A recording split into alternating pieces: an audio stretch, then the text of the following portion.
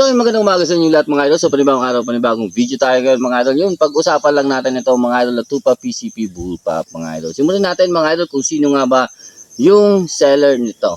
So, yung seller nito mga idol dito sa atin mga idol, si Sir Dodi. Ayan. So, sa mga nakakilala kay Sir Dodi, ayan, kung gusto nyo ng Tupa PCPs, sa kanya po. So, alam ko nasa Baguio yan, shop or store or physical store ni Sir Dodi mga idol.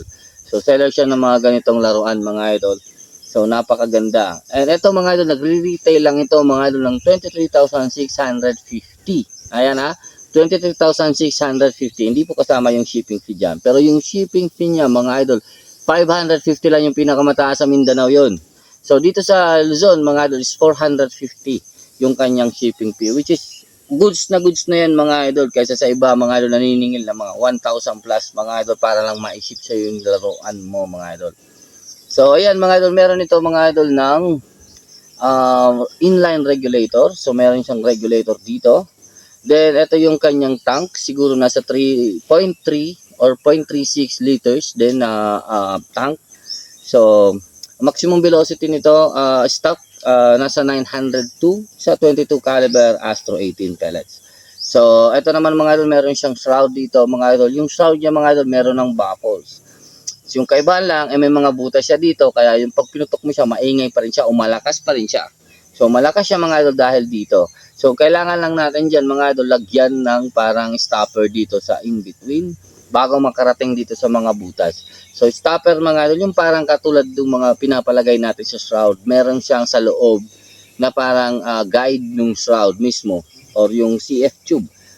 Pinapalagyan natin nun mga idol. Yung iba naman, in-enclose yan or palitan siya ng carbon fiber. So, naghanap sila ng carbon fiber na fit dito sa unit. Pero sa atin mga idol, hindi na natin. Mas mapapamahal tayo dun sa carbon fiber.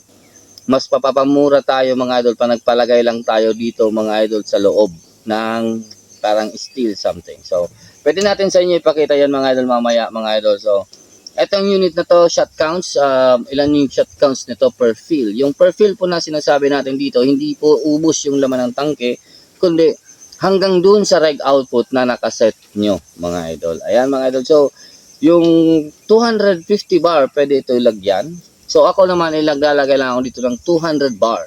So, 200 bar at 860 to 840 feet per second, mga idol, pumuputok ako dito ng 27 good shots. So, 27 good shots. So, after that mga idol, mag-drop na yung aking projectile mga idol ng massive. So, bagsak talaga siya ng massive. Kaya, yung target natin dito, nagpagawa tayo dito ng parang extra plenum. Konti lang mga idol, yung may malagyan lang tayo dito ng output gauge. Para monitor natin siya mga idol kung ilan yung talagang yung output natin. Then, pag nag-drop na siya doon mga idol. So, maliit lang yung tangke niya, kaya kinumpare ko mga idol, kung i-convert mo ito mga idol sa battle type, siguro mas maganda kung malaki-laki na yung tangke mo, kasi kung magba-battle type ka dito, magiging dual reg ka, tapos yung or napakalaking pleno mo, tapos yung tangke mo rin dito mga idol is 0.36 liters lang din, kasi yun yung cute sa kanya. So, parang hindi siya, parang ganun din yung shot counts mo. Parang matadagdagan ka lang siguro ng 10 to 15 rounds. So, mas better na ganito na lang yung setup. Yung kasi ang iniisip ko dati, papakonvert natin siya sa battle type.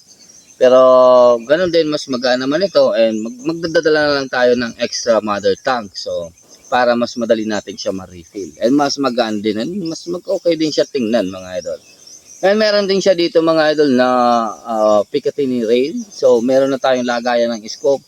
Hindi ko lang sure kung kaya natin ito ma-modify para maging tilted siya or kaya natin siya mapayuko mga idol. Ito kasi natatanggal itong mount mga idol ay itong rail mga idol. So, natatanggal yan kasi may mga screw naman yan. So, natatanggal yan. It's either pwede natin siyang ibalik na mayroon ng shim. So, pag na-shim na yan mga idol, yuko yan ng kaunti mga idol. Then, meron din tayong shim dito sa scope. Unlike dito sa akin, sa lahat ng scope na gamit natin is no limit po sila lahat. So, itong mga scope natin pwede talaga natin siyang i-tilt. Kaya yung iba nagtatanong paano natin yun na itatama, mga idol ng malalayo. Kasi nakayuko po yung ating scope. So, kaya na i-dial natin yung distance ng target. Ayan. Kasi kung hindi na kayo ko mga idol, mauubusan ka na ng turrets, hindi mo pa naabot yung zero mo sa 40. Meron mga ganong klaseng scope mga idol or mga gawa na unit. So anyways, ito naman ay napakaganda, ganda ng pagkakagawa niya. Meron akong isang tanong lang dito mga idol sa mga nagbaklas na ng tupa. Ano po ba itong nakakabit dito sa ating side lever? Yung mayakap sa barrel. Is it plastic po ba yan or aluminum? So sa tingin ko kasi dito mga idol sa labas mga idol, para siyang 3D printed. So kung ganun siya, 3D printed nga siya mga idol, sino kaya mga idol yung maker na pwedeng gayahin yan mga idol sa CNC or Torno or any na kaya niyang gayahin yan through aluminum mga idol. So kailangan natin yung palitan ng aluminum just in case gusto natin i-power up yung ating tupa. So, kung gusto natin to i-upgrade mga idol, mas maganda maging steel yan mga idol or aluminum. So, para meron tayong assurance na malakas yan. Kasi titigas yan mga idol. Aywan ko lang ha, pero alam ko guide lang yan eh. So, try natin kung meron siyang... So, guide lang siya pala para bumalik ito. Pero anyways, mas maganda na rin talaga na meron tayong parts na pwedeng makunan yan mga idol. Yung magazine, mga idol, pwede tayo makabili ng ganito kay Sir Dodi. Ayan, 850 plus 210 shipping fee yung isang ganito. So, pag dalawa siguro, isa lang yung shipping fee mo, pero dalawa na yung magazine na makukuha mo. So, sa mga nabibitin pa rin, ako din, nabibitin ako sa dalawa. Pero anyways, gusto naman yan for hunting. So, yung barrel nito, mga idol, is parang nasa 14 mm outside diameter. So, kung pagpapalit tayo ng halimbawa yung mga barrel natin na local dito na alam nating magaganda tumama, i-convert natin dito, medyo mahihirapan tayo mga idol o mamamahalan tayo sa paggawa. Kasi marami po sa kanya yung titirahin or babaguhin.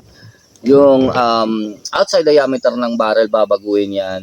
Yung mga yung transfer port dito sa barrel, meron.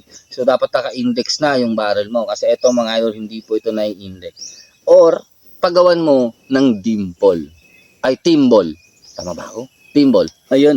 Papagawan mo ito ng timbol kasi wala naman po itong screw o grab screw dito sa dulo. So, wala tayo ditong grab screw sa dulo ng barrel. So, pwede mo siyang pagawan ng dimple. Then, yung parts dito na iba, yung may mga butas-butas, yun ang pwede mong ipagaya. So, pwede yun mga idol. So, meron na naman kayo nakakuha ang idea. So, just in case, kaso tatabasin talaga yan ng torno mga idol na maliit. So, anyways, yung tatabasin lang naman dyan mga idol is hanggang dito na part. Hanggang dito na part. Kasi ito mga idol na shroud, or itong lock ng shroud dito sa likod, pwede mo yan ilagay bago mo isalpak itong mga barrel dito. So, ito muna, para may-lock mo siya. Then, kasi hindi na siya papasok dito kasi 16mm na yung magiging barrel mo. So, eto muna kung gusto mong ikarga. Or kung wala naman, kung ayaw mo naman ikarga yan, pwedeng hindi mo na yan tabasin dyan. So, medyo may allowance na lang siguro dito para magkaroon kayo ng space kung just in case na nabibitin kayo dun sa dimple or hindi maganda yung sukat ng dimple. Meron tayong space dito. Wala namang problema yan para may usog mo ng papasok pa ng kaunti.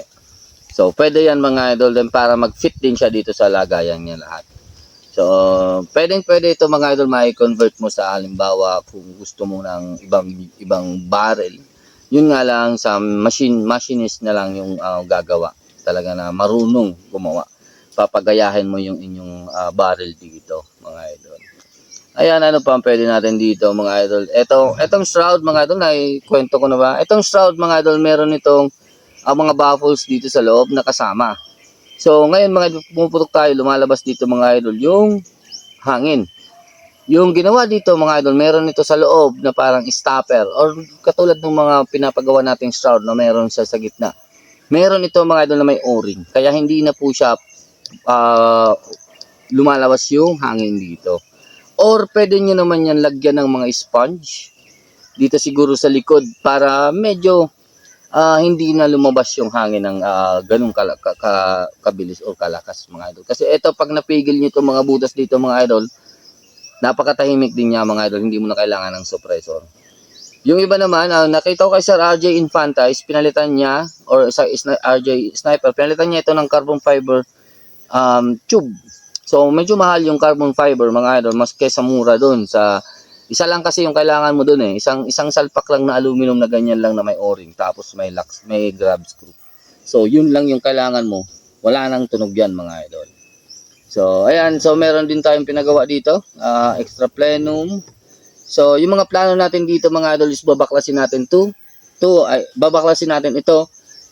Siguro next video gawa natin, baklasin natin ito, tear down natin ito, pero hindi ko gagalawin ata itong part ng may barrel kasi nawala po yung video ni Sir RJ kung paano ito tanggalin na barrel, baka mawala ako. Anyways, tingnan natin yung iba at saka yung block. Try natin yan, then hopefully makita natin. Tandaan nyo mga idol, once na budget meal, tandaan nyo, yung performance, budgeted din. So, pero ito, budget meal, pero yung performance nito, mga idol, lagpas dito sa mga CO2 units ng Pinas. So ganun lang mga idol yung example ko ng pwede ko ma-consider. So, kaya nito mga idol makipagsabayan sa kaya ito makipagsabay sa mga unit natin na mga PCP mga idol, like hindi lang to hahabol talaga sa GC Mag. So hindi siya makakahabol doon mga idol. Pero sa hunting setups mga idol, goods na goods ito. So hindi ko kaya i-recommend ito sa maglalaro. Pwede sa speed shooting or mga spinners or mga hunting scenarios na ginagawa natin kasi magaan siya. Pero and accurate din, pero sa VR hindi ko siya kaya ma-recommend gawa ng magaan. Then yung consistency ng first shot niya is kukulangin ka. So unless mga idol, yun ang gawin nating goal dito sa unit natin. Buting-tingin natin ito, gawin natin ito kung kaya or kahit possible. Possible nga ba mga idol itong 2 pa bullpup gawin nating VR, pang VR setup. So hindi VR setup hindi ko babaguhin yan. So yung accuracy niya, kung kaya lang o kahit malapit na pwede natin siya ma-tune na kaya niya mag at least 10 mm groupings at 25 meters. Ayan mga idol. So, eto mga idol, aalamin din natin sa susunod na video natin, so aabangan nyo mga idol kung paano natin i-adjust yung regulator nito. Sa mga gustong tumaas yung regulator, so kung paano natin yan i-adjust mga idol, bibigyan ko kayo doon ng tips. Then, eto mga idol, kung paano ko ito nakukuha yung output, isasabi ko na dito. So ngayon mga idol, eto, wala nga tayong gauge dito sa ating unit. So paano ko nga ba nakukuha yung aking output? Wait lang, may nakita kong dumapo eh. So paano ko nga ba nakikita mga idol yung ating output gauge? San?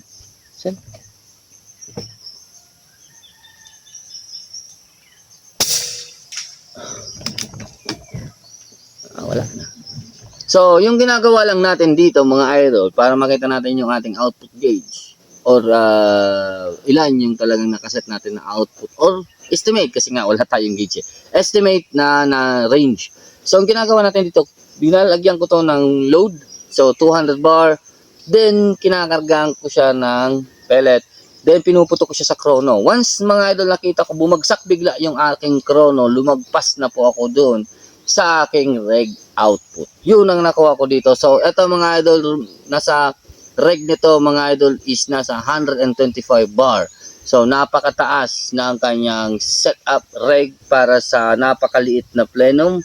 Then, napakalambot na hammer spring and valve. So, medyo hindi siya ganun kaganda or advisable. Kaya, siguro medyo jumpy yung aking FPS. So, ganun, again, mga idol, sa mga nakikinig pa rin or nandito pa rin mga idol, pag hindi po ninyo na ititimbang o na ibabalance yung inyong velocity or hindi nyo napapakonsistent yung velocity, meron tayong problema dyan. It's either sa pellet, pero kung sorted na yung pellet mo and good quality pellets, meron tayo dyan sa regulator, mga idol. So, yung reg output mo hindi nag-consistent dito sa inyong unit or sa plenum over, parang over reg. Hindi ko alam kung anong term dyan mga idol. Basta lagpas kayo sa regulator na dapat lang sa unit. So, subukan yung babaan. Then, i-test nyo ulit mga idol ng iputok para makita nyo kung ganun na siya kaganda or consistent na. And isa pang tip, makikita nyo yan mga idol, pag hindi po tama yung right output nyo, kahit anong adjust nyo ng hammer mga idol, hindi po yan tatalon. Hindi yan gagalaw. Sasabihin nyo, hindi effective yung aking hammer. Hindi maganda yung aking hammer spring. Hindi naman na-adjust. Kasi mga idol, hindi na kaya i-open o wala nang pressure o nasa plateau na yung pressure ng inyong hammer mga idol para pa may open yung inyong valve. So, ganun lang siya lagi kasi hindi niya na kaya yun. So, sagad na siya, wala na siyang pupuntahan mga idol. So, kaya nagkakaroon tayo ng jumpy velocity. So, ito yung nangyayari dito sa unit ko. So, itong unit na ito, mataas yung output niya. Kaya tiningnan ko to, kaya nakalaman ko kung bakit ganun siya ka-jumpy. So, masyadong matalon yung kanyang velocity, gawa ng mataas yung output niya. So, wala naman tayong tester, wala tayong gauge. Yun yung paraan ko para makita ko yung output. Pupunuan ko siya, then ipuputok ko siya mga idol hanggang ma-reach ko. Makita ko bumaba bigla yung aking reg output. Then, pwede mo din muna i-test kung movable na or adjustable na yung inyong hammer. So, pag pinihit mo ng isang ikot, umakyat po ba yung inyong velocity o bumaba? So, it's either ganun. So, pag malaki na yung range ng pwede mo siyang ma-adjust, doable na po siya ma-tune. So, ibig sabihin yung output reg nyo is medyo okay na. Para sa akin mga idol, sa ganitong setup, sa ganitong 2-pa bullpup mga idol, 22 cal, 1.6 output is enough. Enough na para gumalaw yung system nito. Gumalaw, mag-perform. So, hindi mo dito kailangan ng mataas na velocity. Ang gusto mo dito, maraming shot counts. Ayan. So, hindi ko pa nasukat yung barrel nito, pero sa tingin ko mga idol, nasa 17 inches barrel or 18. So, parang mga 18 inches kasi hanggang dito yung barrel niya. So, mga 18, mga ganyan, o 19 inches mga idol yung kanyang barrel. So, sa barrel length, pwede na akong magbigay dito ng 1.6, 1.5, 1.6 PSI output mga idol din na pwede natin yan mapadeliver ng at least mga 850 feet per second. Goods na yan mga idol dito sa Unit 22 caliber. So, ayan mga idol. So, sa mga nagnanais ng malalakas na power, tigilan nyo na yan. Hinahanap natin yung maximum velocity ng unit natin mga idol or any units na ginagamit ko. Because mga idol, gusto ko lang malaman kung hanggang saan yung hangganan ng unit mga idol. So, saan ko siya possible ma-tune?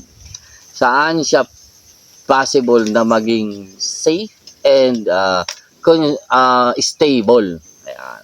Consistent, stable. Yun mga idol. Hindi ibig sabihin noon, kinukuha ko yung sagad ng maximum power ng aking unit kasi dun ko ikukunin yung tune ko. Pwedeng ganon, kukunin mo dun. Yun ang magiging baseline ko para yun ang max ko. So, kailangan ko mababa dun. Kasi nandyan lang yung sweet spot niya. So, doon ko siya hinahanap, mga idol. Again, sa mga nakapanood ng 95% tune, yun pa rin yung gamit ko until now. So, kung nakikita nyo tumatama na maganda yung GC Mag, 95 tune yan, mga idol. And meron din sa atin sinabi si Sir Juan na meron tayong hot tune, yung mataas masyado yung velocity, hot tune, mga nasa 9 something sa pellet, hot tune, mid, and low. Something gano'n. So, 3. So, 3 tune yung sabi niya. Which is good, tama. Pero ako, sabi ko naman, 4. Bakit? Dito sa unit natin sa GC Mag, mayroon tayo dito 973 feet per second na ang ganda tumama. Which is very close sa plateau or sa maximum velocity niya. Meron din tayo dito mga idol 963 feet velocity average average velocity. 958 to 963 pwede dyan. Maganda din siya tumama. And 944 feet per second mga idol and 930. 928 to 931 feet per second mga idol, maganda din siya tumama. So, apat pa lang yung natetest ko, hindi ko pa sinusubukan yan under 900 feet per second, pero patingin ko mas maganda yan under 900 feet per second. Pero ayoko. Ito na lang yung gawin natin sa under 900 feet per second mga idol. So ito naman ay para kay Bunso, pinalitan natin to kay Bunso, kaya gusto na yan. Ano pa nga ba ang pwede natin pag-usapan dito mga idol? So so yung bigat nito sa mga natatanong, etong setup na to, meron tayong bipod. Siguro mga 3 kilos o 2.5 kilos ito, mga idol. Or 3 kilos. Lagay na lang natin sa 3 kilos. Pero magkano ito, mga idol? Kayang-kaya ng 100. So, kayang-kaya siya ng 100. Medyo magalaw lang na matanda na tayo, mga idol. And, yun. Pretty much it, mga idol. So, sa mga magpapa-convert dyan, meron si Sir RJ Infanta na kilala na nagpo-convert Tupa bullpup into bottle type. So, nagiging dual reg na po siya. So, meron tayong inline. Then, meron din tayong reg dito sa baba. So, mas magandang reg na ikakarga nyo dito, mga idol, is K1 reg. Yung kay Sir Rob Rendel Paipa or kay Sir Mac Mac, meron ata yun eh. So, yung mga ganong klaseng reg na cute, yung maliliit, para talagang compact yung maikakarga mo. So, at the same time, mga idol, magkakaroon tayo ng medyo malaking, madadagdagan naman kasi yung yung 0.36 plus etong space dito. Ito, yung pinutol dyan, tas etong reg dito. So, magkakaroon pa rin yan ng laman. Kasi yung first reg mo, sigurado ako mataas dun sa output reg. So, eto, dito yung output mo. Or, pwede mo rin alisin siguro yan. Alisin yung regulator dito, maging single reg kang laki na ng pleno mo. So, pwede ganun siya. Pwede mong gawin yun, napakalaki ng pleno mo. Pero, hindi ko lang alam kung kakayanin ng unit. So, or, mas titipid siya pag gano'n. Di natin alam. Sabihin na lang natin, pag naka-battle type ka, kaya mo na dito 50 to 60 shots at 850 feet per second. So, di na masama yun, mga idol, sa hunting. Hindi na masama. And napakadali pang kargahan, kahit hand pump lang. So, anyway, ito, okay naman ito. So, tingin ko, napakadali lang nito, mga idol, i-leak test. Kasi, ito yung mga o-rings lang dito again, mga idol, na maseselad. Yung dito sa unahan na hindi naman ginagalaw. Ito na hindi naman ginagalaw. Ito mga idol na sa valve na hindi naman ginagalaw. So yung regulator nasa loob. Pero siguro pag nasira yung reg, dito siya lalabas sa thread nito. So sisingaw siya dyan. Pag nasira yung o-ring, regulator o-ring mo. So, siguro dyan siya lalabas na, mga idol.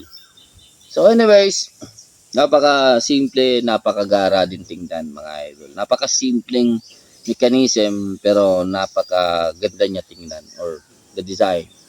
So, napakagaan. So, compact and accurate. So, accurate na to para sa price range niya, mga idol. So, ayan, mga idol. Shout out po sa inyo lahat. Thank you.